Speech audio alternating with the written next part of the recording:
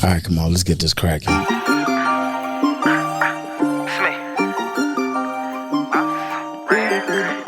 you picture this? Right there, good looking, baby. CYP got another one. I see y'all. Yeah. Can you picture this? You know, rocking with CYPT. Podcast of the D with Clay and the crew. It's like my CTV. They be giving game out so much, you could take the same route. Especially if you take risks, this YouTube view makes sense. What up, though? What up, though? What up, though? You're listening to the CYPT podcast. It's the podcast of the strongest, fastest, most powerful print shop on this side of the Eastern Seaboard. I'm Jess Snows. It's your boy Lance behind the camera. I'm Clay. Also known as Fearless. And today we have with us Tori Wahid. She is a real estate investor and one of the owners of Grail Homes real estate company. Tori, thank you for being with us. Thank you for having me. So tell me about how you got started in real estate. So how I got started in real estate, so I've been doing wholesaling for about 4 years now. How I got started was I have a friend. Well, he's not my business partner. His name is Eric Friday. So I always knew I wanted to do get into real estate, right? I only knew real estate as far as owning property, right? Owning property, fixing property, rehabbing properties, but I never heard of wholesaling. Now, can you explain a little bit more about that? I am new to real estate, so what does wholesaling mean? Basically, wholesaling is just basically middlemaning properties, basically, right? So I would find a property, get a property under contract as you and I, let's just say you're the seller. Okay. You and I will sign a purchase agreement.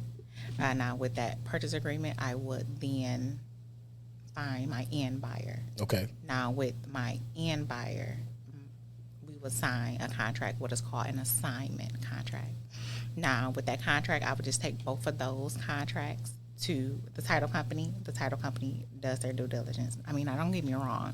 I will always take the purchase agreement first. Right? Just so the title company can start their due diligence on the title work, starting the title process. So now while they're doing that, I then look for my end buyer. So it's not like I take both of the contracts to the title company at the same time. Because sometimes I don't. Now, tell me why not. Because sometimes I won't have a buyer as soon as possible. Okay. Right. So you just hold on to that house for a minute. As far as when I look, so my purchase agreement, I'm basically under contract for either 30 or 60 days. Okay. So within that time frame, I have to find a buyer. Are these houses like typically like higher end houses, or where's your target at? Like, where's your niche? Like, where do you try to get at? Like, so basically, it's just all about the numbers. So it's not like the house has to be move-in ready, shall I say. I have wholesale houses that were fire damaged. You know, I have wholesale houses that doesn't need a lot of work. You know. So like, what's the numbers like? How high? Like, would you sell a wholesale house that's worth like? Have you done like deals like $300,000-$400,000? It maybe worth like 1.5 million, or do you stay like in a lower range and just flip those houses? So no, I haven't did like $1 million. Now the biggest wholesale check that I have made, as far as within the 4 years, has been a $50,000 wholesale check. Okay. Now, with that $50,000, it's just basically, so it was a duplex. It's over in the Virginia Park area, like over there by Henry Ford Hospital. Now, every area isn't the same. Right. You know, like you have your Bagley areas or your Virginia Park areas, your University District area. So everybody knows, you know, those houses are worth more money than, let's just say, a house around here. You understand what I'm saying? Or a house on 7 So when we say around here, we're strictly talking about, for the viewers and the audience, the Detroit area and surrounding metropolitan area, right? Right. Okay. Every area is different. You know, I've wholesale a house in Radford, Michigan, you know, before. the numbers aren't the same everywhere. Right. You know, different houses have different value. Right. You know, so Now that 50,000, was that the value of the house, or that's how much the check you got? that was how much the check I got. Oh, okay. So okay, you The house was profited more. Yeah. 50,000. Wait a minute, I need to quit selling T-shirts. So $50,000, right? Okay, so tell me about how did you find this house? So basically, another as far as like it's three of us, right? Okay. With me and my partners. So we pull a list. And that's off the MLS or No, it's the list. Totally So different. there are different systems that we use, right? This is Wait, what's the MLS? a MLS is basically hold on, because I'm trying to be a realtor. No, I understand. So the MLS is just basically a system that access that the realtors have access to, and that's just basically it's Michigan Listing Services. That's what it's called. And it's let's just let it be basically known that this young Is this lady, only realtors? Who have realtors. Yeah, Yes, realtors, they okay. have access so to this. now she don't even have a real estate license, what? and she's making 50,000 $50,000 without rackets. without racket 50,000 rackets. without a license. So, like, Do you need do one? you need Do you a need real one? estate? Do you? I know you said you were going to you're pursuing your real estate license, correct? Mm-hmm. Now, is that a hard thing to do? to pursue. Is it a hard test? What do you have to do? For me, it what, is. What do you have to do to you have to To take a become a class or like tell me a little bit about what do you have to do to get the license itself, and when you get the license, how would that even help you? Because it seems like you're doing perfectly fine without a license. So as far as in order to the steps to become a realtor, you have to go to real estate school. Okay. You have to complete 40 hours. 40 hours. Mm-hmm.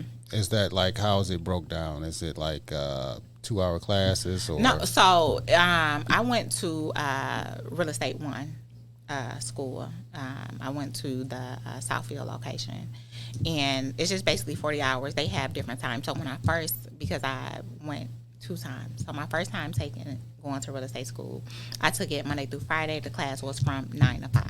Okay. And that's the 40 hours. Now, I just took it. I just completed the last class May 21st. I could only attend that. That was only on Saturdays and Sundays.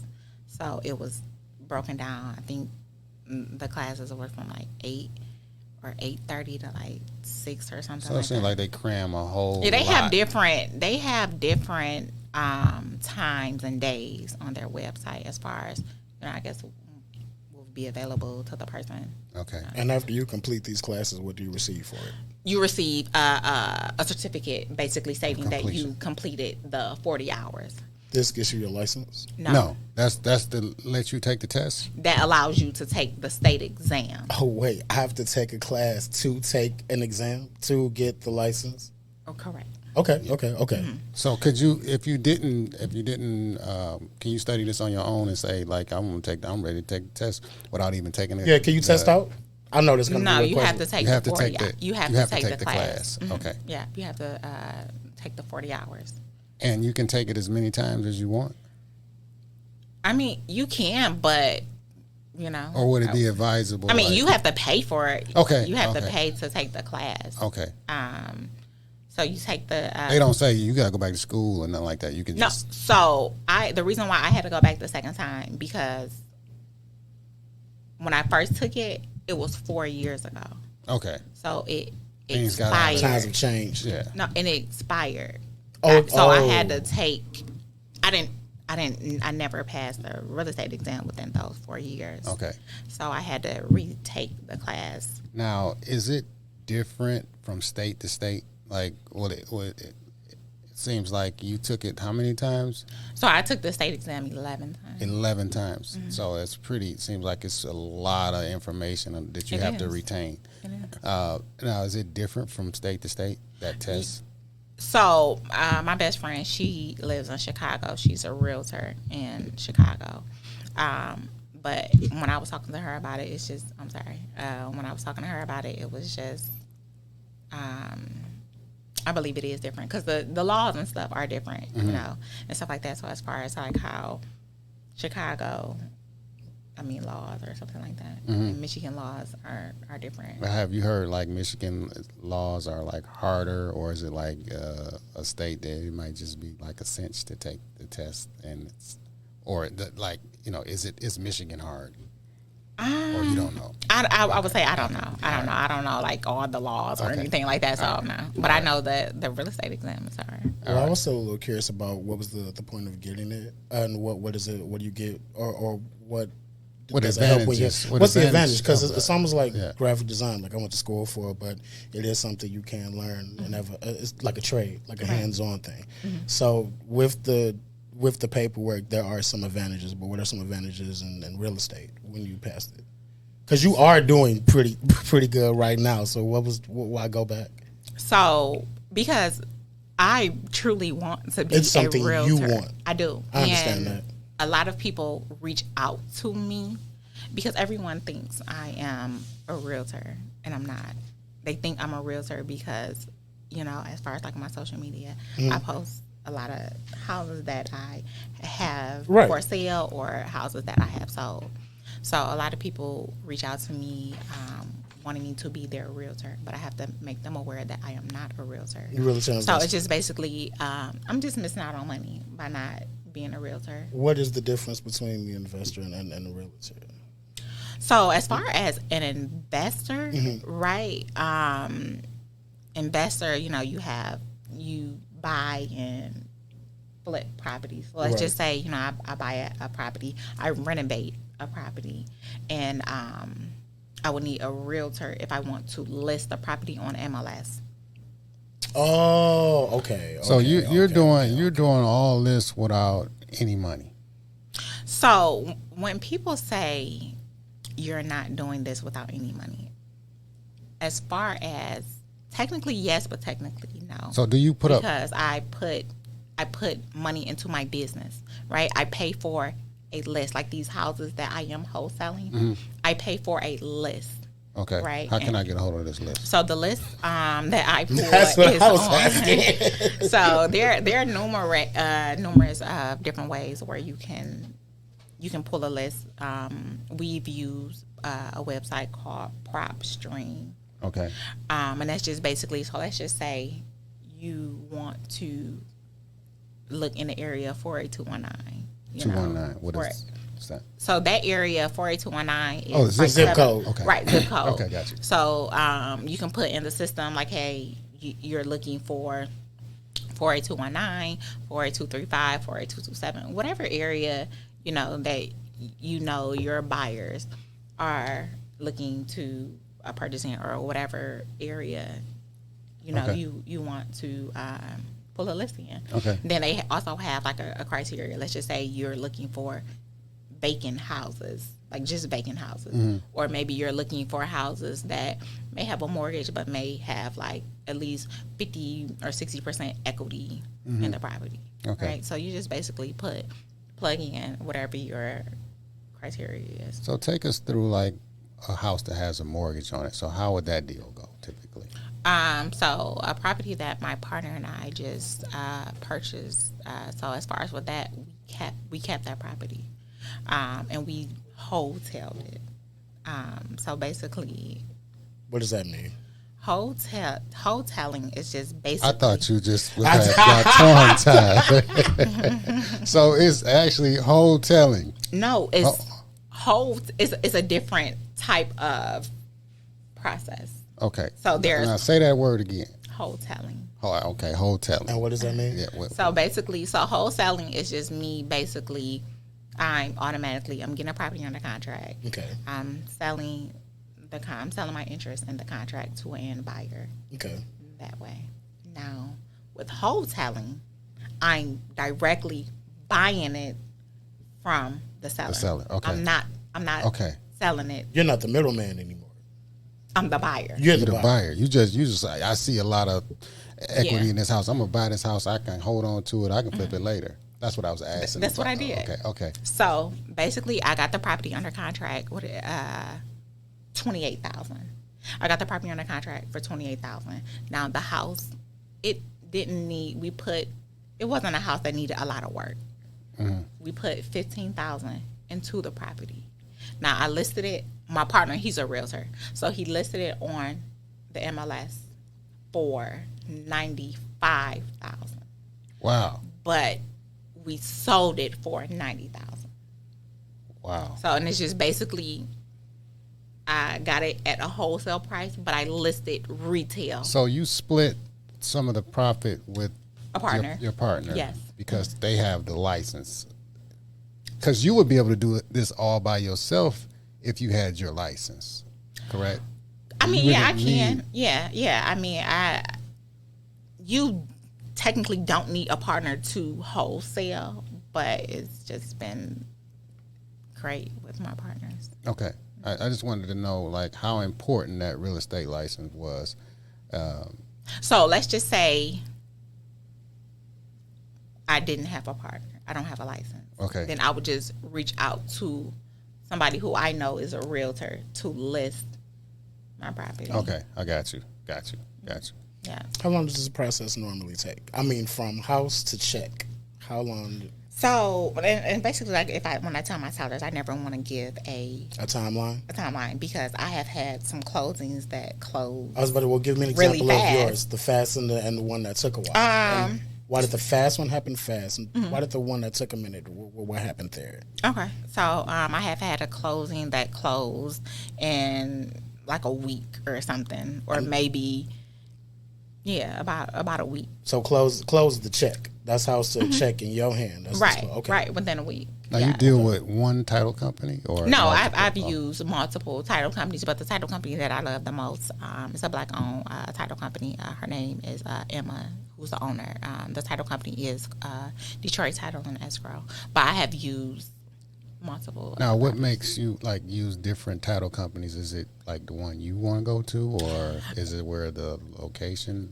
Because some people have their preference. Like, okay, so I just closed a deal. What's today? Today is Wednesday. It's Wednesday. I closed the deal Monday. Okay. So for her, she didn't want to use Detroit Title. Okay. So I used another title company that I've closed deals with. And then I have certain buyers who want to close at title companies that they prefer to close at. Okay. Now, in certain situations, being a middleman can be quite dangerous. Can you give me an example of how it could be dangerous, if any? How can I feel like the only way it could be dangerous. Or either losing money, This a different game. putting the tight spot. It all boils down You to talking about a different game. What I've learned, it all boils down to the same Principles? Okay. And I know somewhere down the line, I don't know, maybe in this game it might not be. No, well, but money's involved. when money's involved, seems like things can get, like, especially being a middleman, can get a little risky. I just want to know my risk because I'm really intrigued in making some money without a license. I can do this tomorrow, right?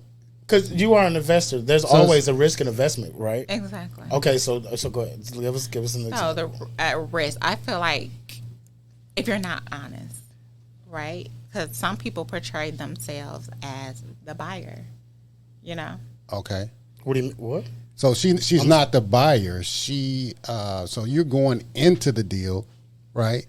Telling them that you're the middleman and you're gonna. I mean, I don't say the word Well- middleman, but they know I'm not buying it. Well, nobody tells that they the middleman. No one says that. I'm the middleman. So you're just up front with them. Yeah, I am. So I'll just basically, let's just say. So how do this. you say that? This, how okay, do you so say this that? is what I I'll gotta- say.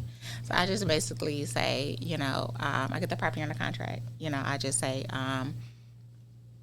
so when I go to the property, I take pictures and videos of the property. Okay.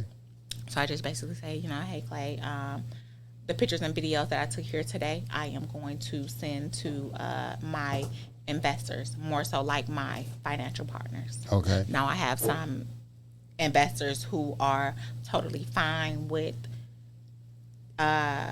maybe moving forward with just seeing the pictures and videos, but I do have some investors who are who will be wanting to come to the property themselves to view the property just so they can see what they're putting their money into. Mm-hmm.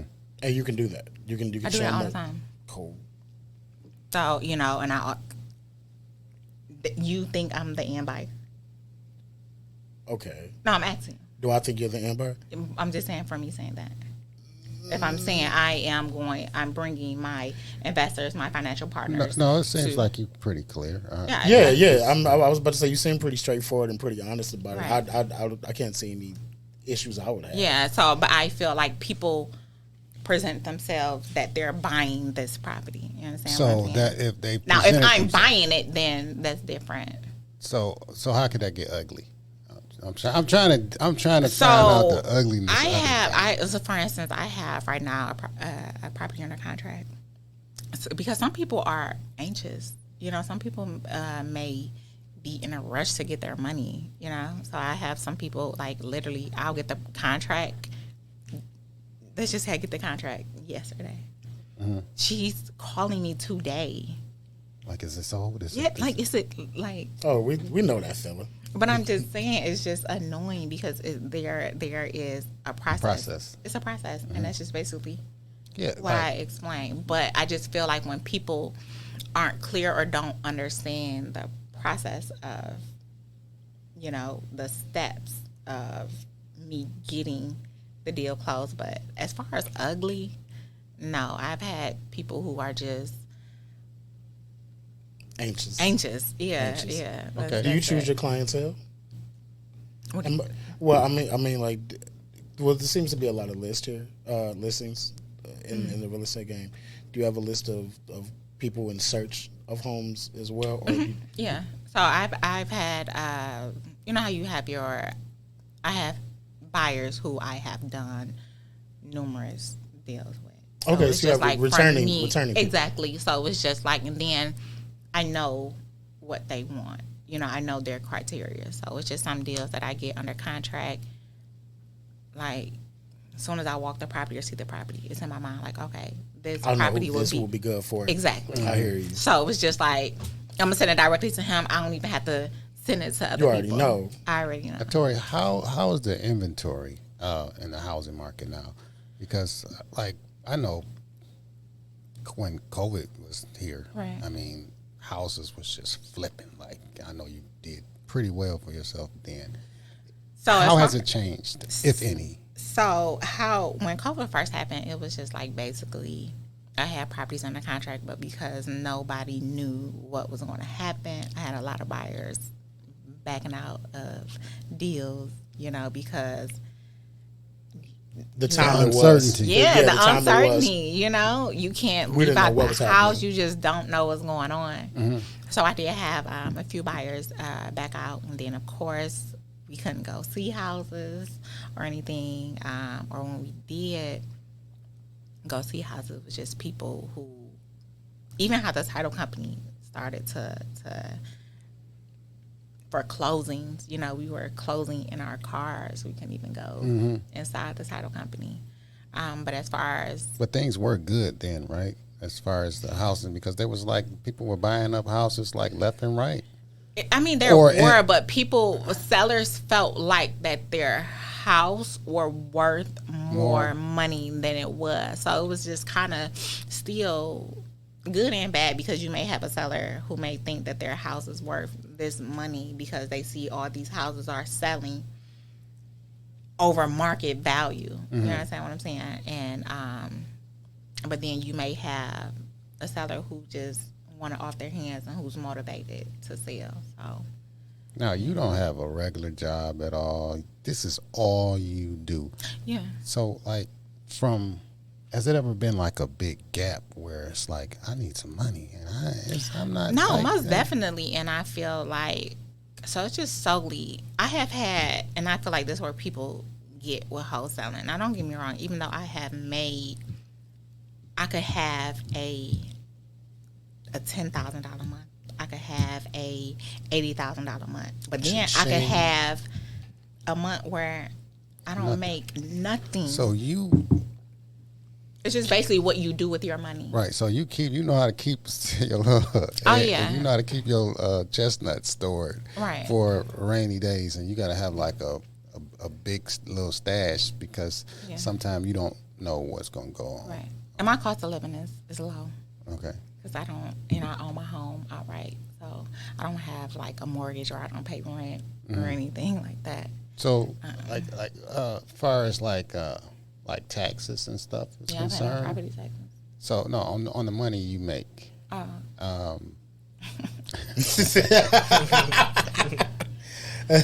So how does that work?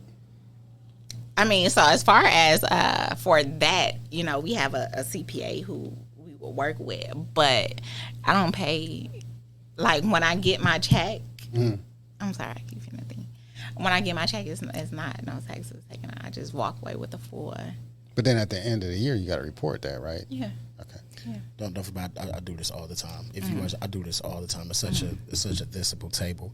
I do have a question about advertisement. Is it are you using mostly word of mouth? I know that there's a lot of listings, but are you doing anything social media wise or for the listings of houses that you have, or is it always just directly to the client that you think will best benefit from this house? No. So as far as like word of mouth, I do have a website. Okay. It's called grailhomes.com. On this website, I can. On my website, it's just basically, so let's just say you come to my website. Maybe you want to sell your. It's me. Okay, well, you want to. Are you looking at like a seller or a buyer? Run me through the process for both. So I have a list. So if you're a buyer, so on my Instagram is Tori Wahid 2_. Okay. In my bio, I have a link where a buyer can add themselves to my buyers list. Okay. Now, and you put your criteria in the sections. Now, once we send out properties that we get under contract, that's how you will receive them. Okay. Because you're on my list. Now, if you're a seller who's looking to buy, I have a website, which is called Grail Homes. And you just basically, there's somewhere on there where you list, your information as far as the property you want to sell, address, email, things like that. Okay. Yeah. So he been doing this for how long now? You said 4 years? Yeah, 4 years. Typically, like what are we making a year? Starting out, like I'm like what can one expect? I know. So I don't want to give a number because it's just basically. I know, but I know different people. It depends on the hustle, right? This is what you put in. It's what you put in. But I know you brought receipts to prove. One of those checks right there. Can I see that? Oh, she brought the money. She brought receipts. She brought the money. Those are two different ones, and here's one. That's just from. Okay. Another one. 10,000. Cha-ching. Cha-ching. 5,000. Cha-ching. That's 5,000 rat case. That's 11. No, what was that? Yeah, that's 15. That's 10. I'm sorry, 10 and 5, right? And another one. 50, Another one. 56. All this in. So those is from Friday and Monday. This one is just Friday and Monday. So, but the other one is from. So is this a saturated market right now, or is there room for everyone to eat? For me. Is there room for everyone to join in? What would you say it's like right now in the climate? Right now, so right now, what I've been experiencing is currently right now, I believe we have about probably 8 properties under contract. Okay. Right now. But it's like the buyers aren't buying, or maybe my buyers aren't. So what is the likelihood, the percentage of those 8 contracts that you think could close? 8, I would say, one of them is a commercial property. So I'll say about 6, 7. That's a good That's percentage. a good percentage. That's a very good percentage. Because I have offers now, and it's like I said, every house is different, right? So I have 3 properties that I have a lot of interest in, right? As far as a lot of buyers. Okay. I thought it was your money. No, not as far as my buyers are interested. Okay. But the issue with that property, those 3, they have non-paying tenants. So of course, the buyers want the house vacant at closing. But I am in the process of evicting those tenants. Okay. You have to evict people? I have, yeah. I actually was on a phone call before we started with this. Evicted somebody? So we're going to start the process, but yes, I am in the process of evicting 2 people. Okay. So what does a typical day look like for Tori? You get up in the morning, you make your coffee. Like, what time is your day over with? Or is this Monday through Sunday? I mean, like, how does that It pan can out? be through Monday through Sunday, but Sundays How many I am hours? trying How many to. hours you work? That's the Lord's Day. Family day. I understand that. I understand How that. many hours a week are you working? Sometimes Oh, I'm so I excited. say, I don't know, maybe like sometimes 9 or 10. I had my hand on 12. I knew she was going to say 12 and it was lower. I'm I done. could not believe that. I thought it was. nine. I was going to say 12. Nine a week? Now I really got And it. sometimes it could be Less? So wait a It could minute. be more or less. It's just only because it could be depending on how So I is that but is it's that always- because that's what you want to do? Because can you work more hours and you make more money, or like you I mean, are I want you to say you can. are you like you good with? I'm good. Nah, I'm not good. But as far, because I always want more. Like the end goal for me personally is I want to own 100 plus doors. And when I Okay. say doors, those are just Properties. yeah. So do you own any doors? Yeah. How many doors do you So own? I bought a 4-unit. And I currently, the one that I currently live in, and the property my partner and I have in Virginia Park. Oh, okay. Yeah. How do you manage all of these different properties at once? Your plan is to have 100 doors. How do you? How will I manage them? Yeah, because You is gotta this a manage- one person? you gotta Is this get a it- one person? yeah, so I know I you have feel- your partners, but Yeah. So, and then also, I am under contract for a property on Southfield Road on 8 Mile, by 8 Mile, Okay. 27 to 8 Mile. So I'm keeping that. I'm not going to wholesale that. That's going to be a rental property. Okay. Yeah. So, but as far as how I'll manage it, Yeah. eventually, I know as far as those many doors, I'll probably have a property manager. you have someone else on one. How many do you think how many have you done by yourself? What's the maximum you've done just with you? Hold. I don't know. Ooh. I don't have a. I don't know. I have like a. No, you've been at it for a while. I Yeah, understand. yeah, I don't know how many It's I've like done when by someone goes myself. like, "Do you remember this T-shirt you made 5 years ago?" Yeah. I've made millions. Mm-hmm. I completely understand that. Tell me what's coming up next for Grail Homes, or just for Tori herself within this. So just more flips. Now I have flip properties as well, but more flips.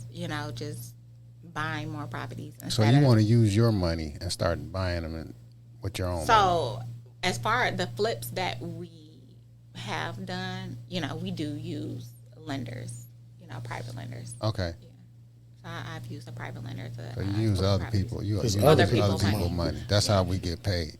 Exactly. Yeah, we can't. We gotta stop using our own money. Once we get out of that mind frame of using our own money, then we can grow. That's one reason why I like having this podcast. And I bet like a lot of people try and figure out like where you get these people from.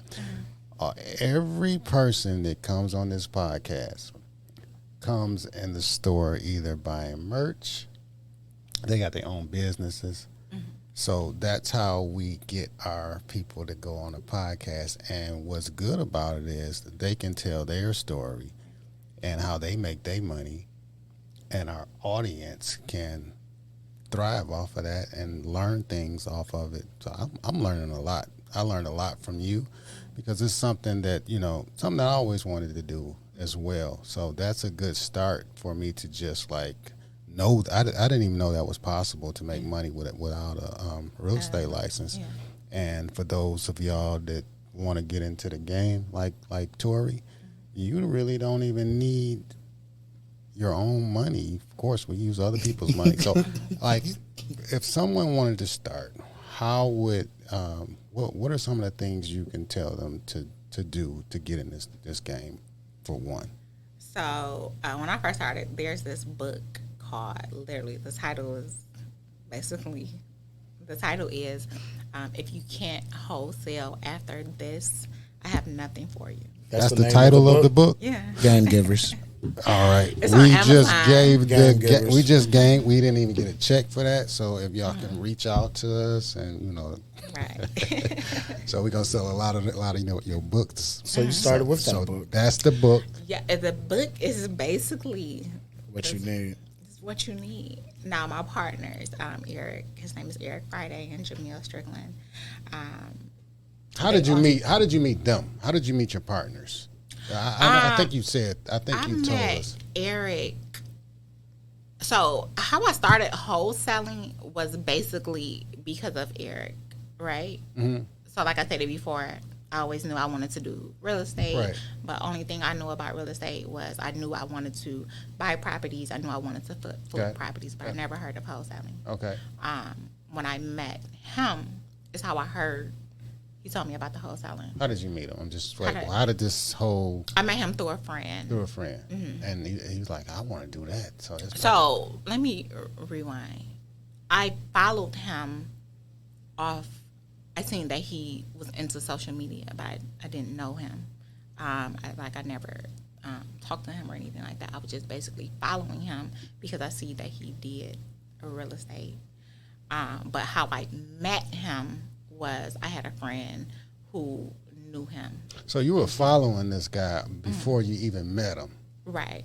And so when my friend, I guess, told him about me, then him and I started to talk like through instant message on social media, and he invited me to a real estate event. Mm-hmm. Conference? Yeah.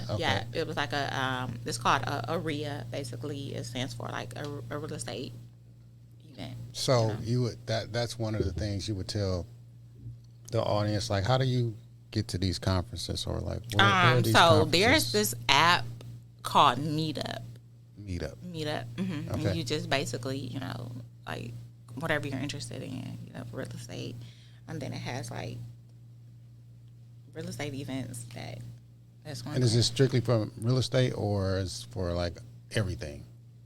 So the Meetup is like different, whatever you're into. Oh, okay. They got real estate, right. maybe t-shirt. Okay. Meetups, literally all kind of branding, marketing, is anything is called Meetup. Yeah. Meetup. Mm-hmm. Tori, can you tell me how you decide what properties that you're going to deal with? What criteria do you have for home? As far as for me, for you, keeping it, you specifically, which ones do you decide that you're gonna not keeping it, but ones you're gonna be involved with? Which ones you're gonna go under contract into? Are there any ones that you decide, maybe not this one? What brings you to it and go, I can make something happen with this? What are you looking for when you're looking for a property? So basically, what are you not looking for when you're looking for a property too? So basically, I'm looking for basically motivated sellers. And maybe if you're not motivated, you say, I'm looking to sell, but maybe not right now. Then I'll continue to follow up. But as far as properties that I'm looking for, block, maybe location. The numbers. What else? The block numbers, the condition of the property. The property. So Tori, tell me, you don't know anything about like structure of the house, or how do you decipher is this house any good? Like, is it? Well, I know about structure. Did you? Okay. Because I've renovated houses you know. So you put the hard hat on and you go in there. Well, I you know, don't or do do the you work have, myself. do you I have contractors. Somebody to come check the house out. It's like buying a car, right? Mm-hmm. In order to, before you buy the car, you want to get it checked out. So Right. do you do that? Right, yeah. So yeah. before So I know you, numbers.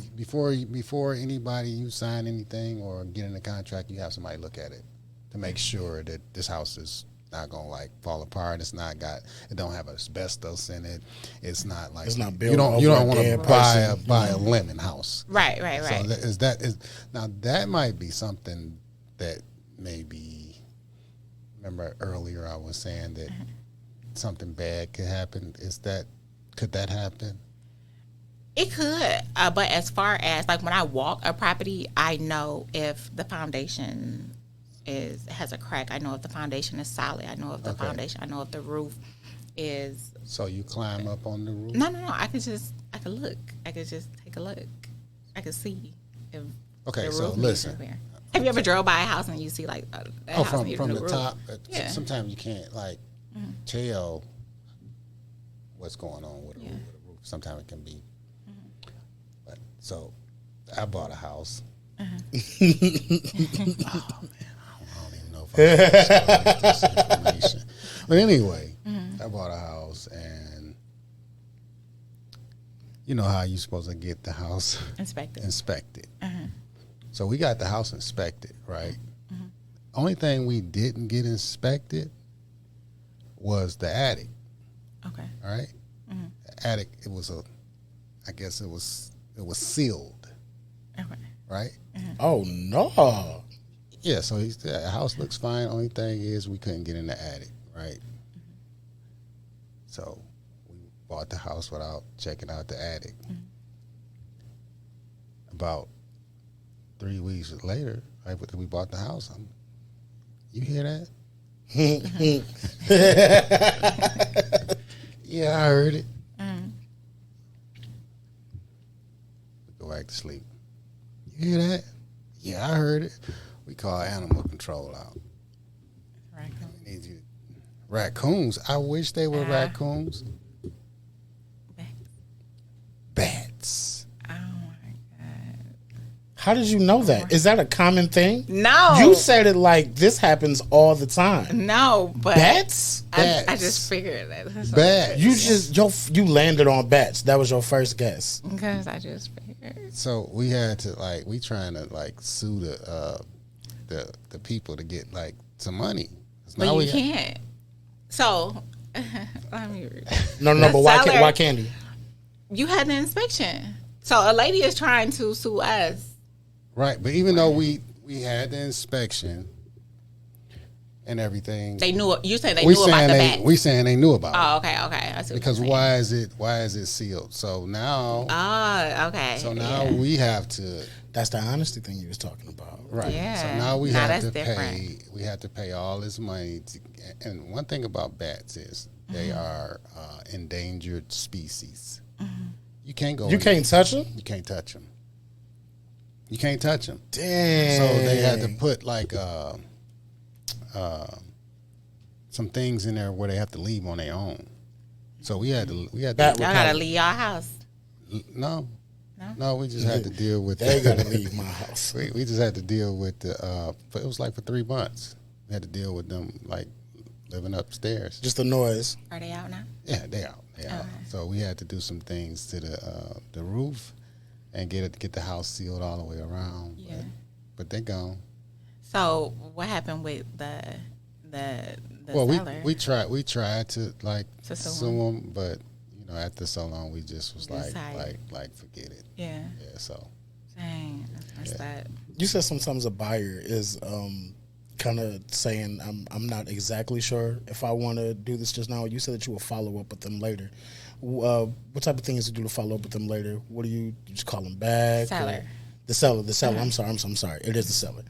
So when you're checking up with them, or when you're giving them a call back, what things are you saying to them? Just basically asking, have anything changed? You know, I have a CRM system, and that's just basically something that keeps me on track with my follow up. That's how you manage these things. Right. That's how you manage them, Right, the TRM system. Yeah. So I manage them that way. So let's just say I reach out to you, say, hey, I'm interested, but not right now. Follow up in 3 to 6 months. Now CRM, this is like the second or third time that I've heard that. On a podcast, you guy that you know. Oh yeah, what's his Corn. name? Cornelius. You call him Corn? Yeah, he was my on here friend. talking about CRM. Yeah, he has a system. CRM system is how important is that? It's very important. Very important. It's He was very telling me about important. It's crucial. It's crucial. Yeah. So without that CRM system, You could forget. You're gonna drop a lot of balls. Yeah, most definitely. Before I had a CRM system, I dropped a lot of as far as like, let's just say I had a property. I didn't have it on a contract. They told me that they were interested, but not at the moment, right? Mm-hmm. So I'm in a lot of investor groups. So I see the house. I didn't follow up. So I see somebody else post the house. Ooh. Yeah. Obviously he was ready, but I didn't follow up. So yeah. CRM, Boogie, we got to look into that. Yeah, game givers. The CRM. That's another one that we should have been looking We into. do the manual CRM. Yeah, that's how we know it don't work. But one thing about our system is like, as far as like us not getting it done, our manual system works pretty good, but it's probably pretty much the same, but everything is just in your face on a. See, as far as like really, I have the CRM system that. And what is what's the team, name of it? RE Simply. RE Simply. And is it strictly for like the realtors, or is it for? I mean, people use it, for whatever anything? what you want to use it for. Okay. But the one RE Simply that we use is, it has like drip systems basically, where it'll automatically text the seller, for us, change the dates, things like that. When I call from my system, the calls are recorded, so I can always go back and listen to the conversation. Notes, emailing. I could store my contracts or files or whatever pertaining to that address. Do you use email marketing? So no. No. Just word of mouth and social medias. When you say email marketing, you mean So like reaching out to like It's like email blast, things like that. different clients or so we do text blasting. No, not more so. okay. Email. All right. Well, That CRM thing is something we got to look into. Yeah, you most definitely gotta look into it. For the system we have is okay, but more helps. I feel like RE Simply would be really good for y'all. I don't know. I was like, when you how are you managing these properties? All right, CRM would have been the first thing I would have said. But 9 hours a week. and 50,000 rack A's. Now, don't get me wrong. So how- that's the whole thing. I don't want people to think every deal you make, you're not going to. But Every deal is not going to be. But hold on 50,000, though. but- Some people don't make 50,000 rackades At all. in a whole year. In a year. Right, You did right. it So you did with it. 9 hours. You did it within one of your 9-hour blocks. That's incredible. That's incredible.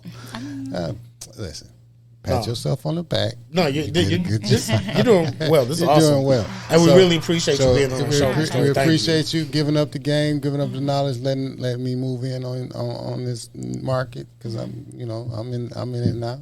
I'm coming to you. I want some pointers. Show Is me there your way. any other ways to get in touch with you besides your website? Social media, Grail Homes. My social media, Tori Wahid, 2 underscores behind Wahid. Okay. Tori Wahid on Facebook as well.